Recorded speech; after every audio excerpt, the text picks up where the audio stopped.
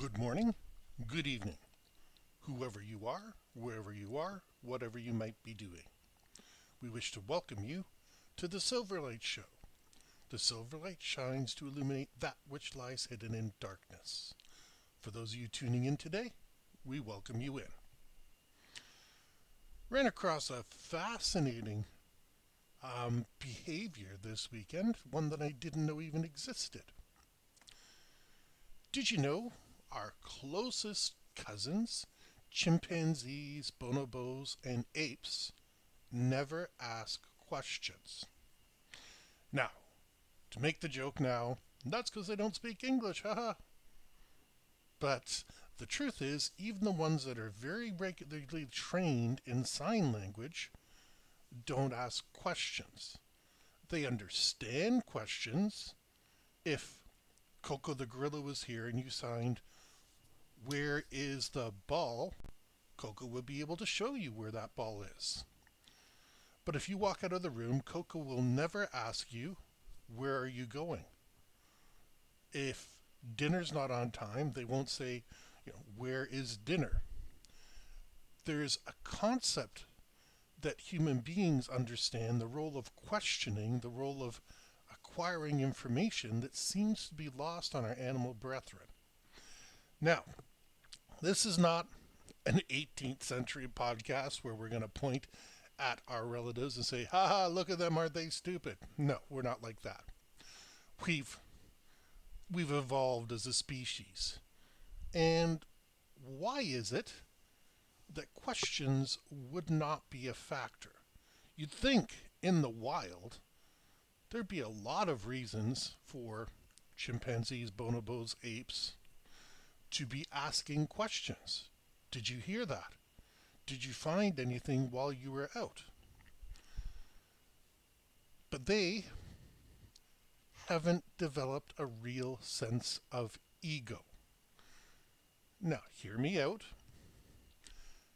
Ego is the I. Under Freud, it is you identifying yourself as you. And while apes, and let's just summarize them as apes, while apes are able to identify themselves in the mirror, they can pass their basic sentience test, it seems that it's not a fully developed sense. They don't seem to care about each other. They engage in communal behaviors. They're still essentially a pack animal, much like ourselves, but they don't inquire as to what other people are going to. They're more self-sufficient. They believe in what they see. If the red ball is missing, they're more passive when it comes to the environment, which is true for most animals. Have you ever owned an aquarium, whether they be goldfish or discus or anything like that? The reason you have to get the chemistry so perfect and this amount of saline and that amount of pH and all that sort of stuff is because in the wild, if an animal doesn't like something, it moves. It gets up, it wanders away, and it finds whatever the heck it's looking for. Whether it's food, whether it's more space, whether it's another tribe that it can join up with. It's not that it's easy for an animal, but when you think about it, it's a very efficient behavior. Whereas humans are very tribal. We have a big sense of its self-identity. We understand that we might not be able to go. We're in a concrete jungle or even on a farm, and in a concrete jungle you've paid your money to be able to stay where you are for a month, or you've bought your property and that's where you're going to be spending the next little bit. You have it figured out.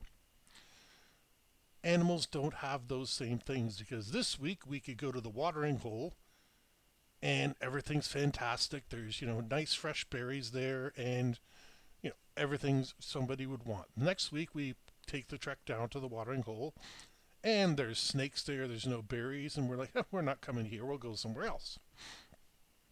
Very efficient and very survival oriented. That's why they don't ask questions. It's instinctual. Well, humans are a symbolic animal. We speak not only instincts, and we still are very instinctive. We've all been in that situation where you can't explain why, but as Star Wars put it so well, I've got a bad feeling about this. You know that line? It's repeated in every movie because everybody gets a bad feeling sooner or later. And that's our instincts kicking in and saying there's something wrong with this situation. We can't always identify what it is, what's making me feel bad, but the same token, it's it's a relic. It's an instinct left over from a long time ago. And that's because it works. But unlike a gorilla, an ape, what have you, they would simply accept and say, okay, I'm not going down to the old fishing hole today. We're going to go to the plains where I saw an apple tree a little bit ago. It's not even a thought process for them. It simply happens in their brain.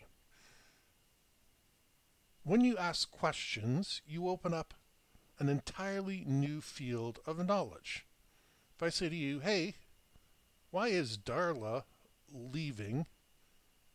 That's a very simple question, but it shows I have an interest in what Darla is doing. It shows I may be concerned. May be expressing a whole range of emotions. And that other person responds to the question, and this part apes are able to do. They're able to recognize a question and respond to it, say, oh, you know, Darla has the red ball, and she's taking it to her lair, or whatever it might be. We don't understand how valuable our ability to ask questions is.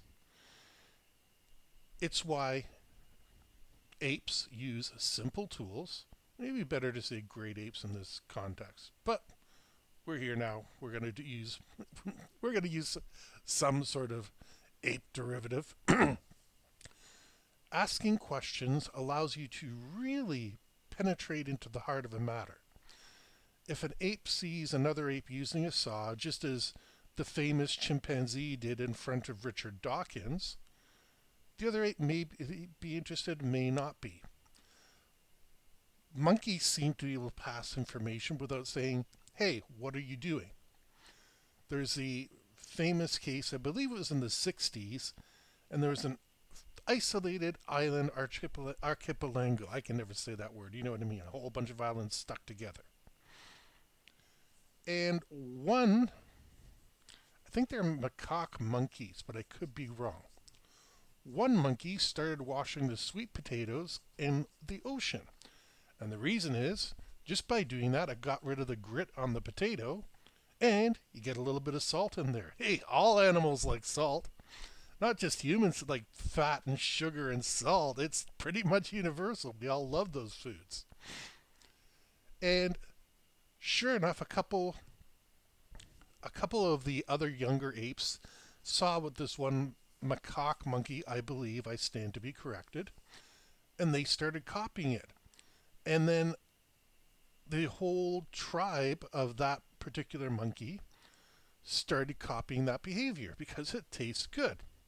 Now the question is, and always has been, how this behavior spread. These are isolated islands, and monkeys aren't known for leaving their tribe and going out on a quest, unlike what Disney would show you. No, they're known for some extreme loyalty, even if there's some pretty bad circumstances. And they also know that there is aggression in other tribes. They don't have the ability to negotiate this aggression. Hey, I come in peace. Why are you hostile towards us? They don't have that ability. Humans can. And that's what makes us so high up on the food chain. It's not just our ability to throw, although being able to throw really helps. It's our ability to figure out who to throw the stuff at. Whether it's a rock, whether it's a spear, whether it's any of the other throwing implements we would have used before the age of gunpowder. And you know what? It's darn fascinating how much you can get out of just asking one question. Why is the sky blue? Well, we know it's because it's full of a whole bunch of oxygen, and oxygen reflects blue from sunlight. Oh, well, where does sunlight come from? Well, the sun. Well, how does the sun exist? Boy, have there been answers to that over the year.